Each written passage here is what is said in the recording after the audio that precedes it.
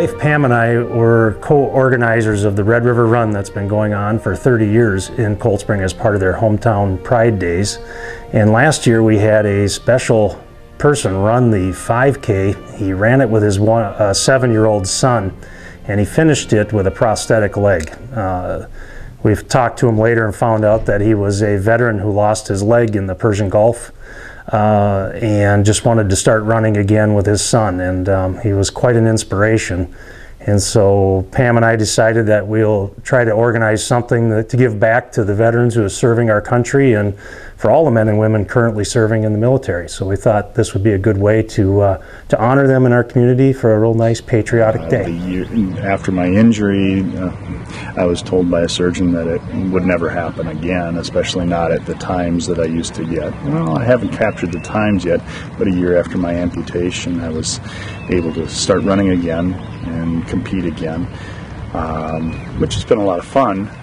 But then I kind of let that go for a while, and there wasn't anybody that really wanted to run with me until my youngest. And Matthias, who you just met, is 8 years old. He was 7 years old when he ran his first 4 or 5 Ks. It's just a lot of people wanting to show appreciation for anyone who served.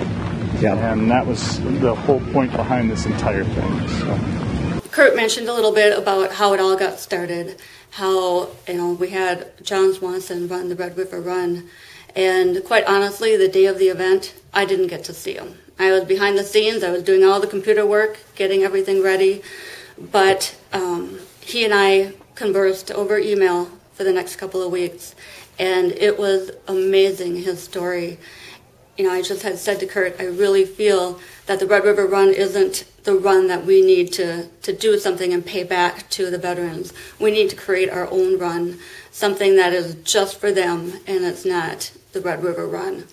So after talking to many people, potential sponsors, if they would even be interested in something like this, we decided to create the Old Glory Run. And actually, it wasn't until many months of the planning was already underway that I made the connection that all of those sleepless nights that I had had and trying to figure out what I could possibly do to help, that this is what I was meant to do. So for me, it was a wow moment. And it was really, it was something that for me that my passion for running, my passion for helping them, and my passion and desire to, the organizational skills and management, it all came together. We spent the winter planning this thing, and Pam is the workhorse behind it. She knows how runs are supposed to go, and so with the planning, we started talking to people, potential sponsors that might, help us with the financing of it. We had no idea if we were going to make money or what, but we thought we would try it. We came up with the name, the Old Glory Run, a salute to those who serve.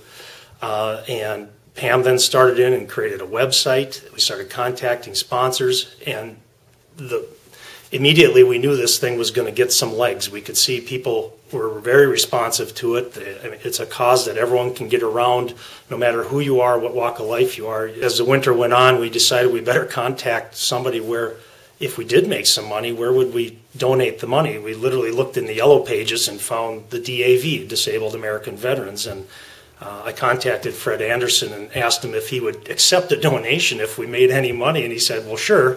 And he showed up that day, and the runners just kept registering, and as the weeks before the run came, we couldn't believe how many runners we were getting, and we ended up with around 500 runners total that weekend, and we were able to give Fred a donation of $14,000 that year. Thanks in large part to all those runners who paid an entry fee.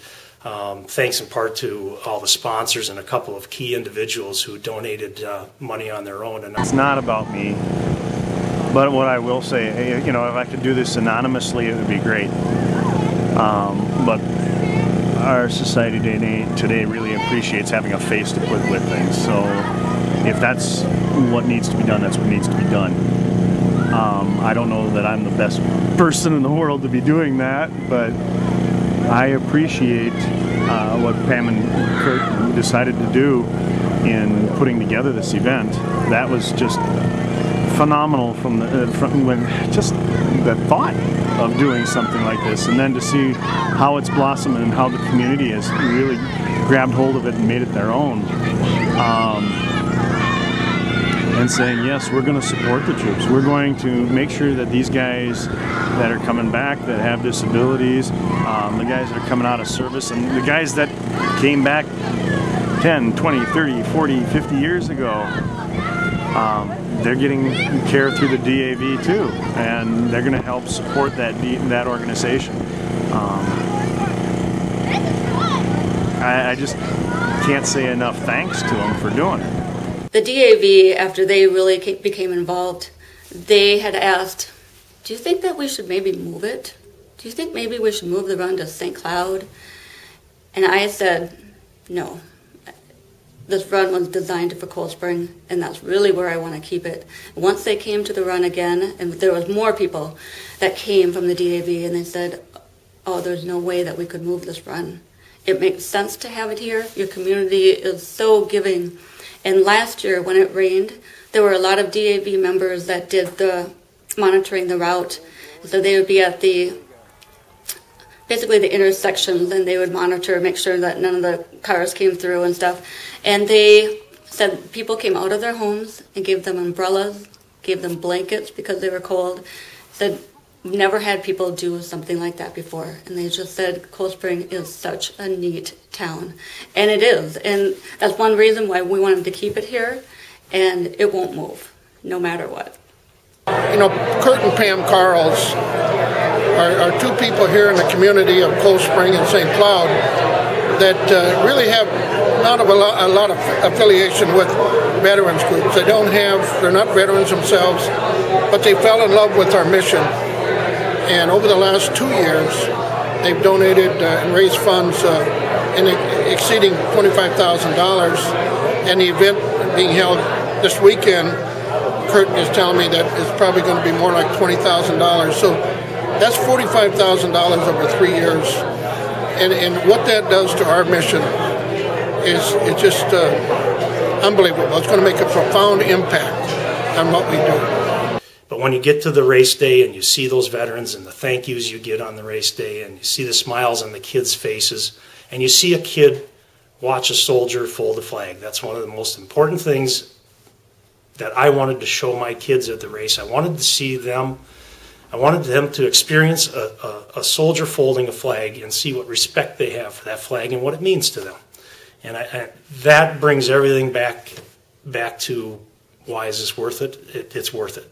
And every day, every year when the Old Glory Run finishes, I feel a sense of accomplishment, and it makes me want to do it again the next year. There's no question we scratch our heads every year about this time of the year going, oh God, here we go again. But it's worth it, and it's worth it when we get so many people that help us. You couldn't do this in any other community that I know of, just to ask people to help and they just show up. Well, the run is May 21st next year if anybody wants to volunteer. I can always use your help. So the only thing I would want to say is thank you to all the people who help us, and thank you to the men and women of our armed services. They're the reason why we do it, and the reasons why we enjoy such a good life.